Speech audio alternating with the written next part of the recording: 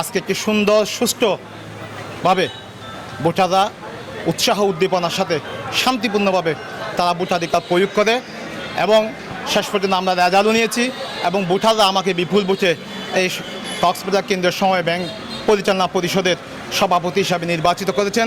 এই জন্য আমি সর্বপ্রথমে আমার প্রাণপ্রিয় ভোটারদের প্রতি আন্তরিক ধন্যবাদ এবং কৃতজ্ঞতা জানাই, পাশাপাশি আপনাদের প্রতি কৃতজ্ঞতা জানাই।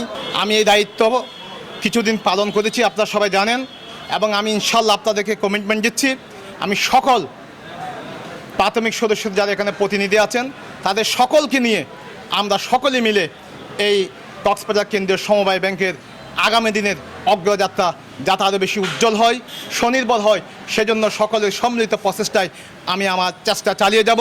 বিগত 30 বছর পর্যন্ত এখানে কোনো নির্বাচন করা হয় নাই, গণতান্ত্রিকভাবে আজকে নির্বাচিত হয়েছে।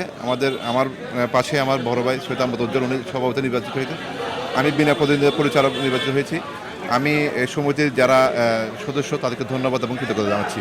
আজকে আমরা আনন্দিত হয়েছি যে সমবায়ীদের ভোটে আজকে নির্বাচিত হয়েছে, যারা নির্বাচিত হয়েছে তাদেরকে আমাদের পক্ষ থেকে ধন্যবাদ কৃতজ্ঞতা জানাচ্ছি।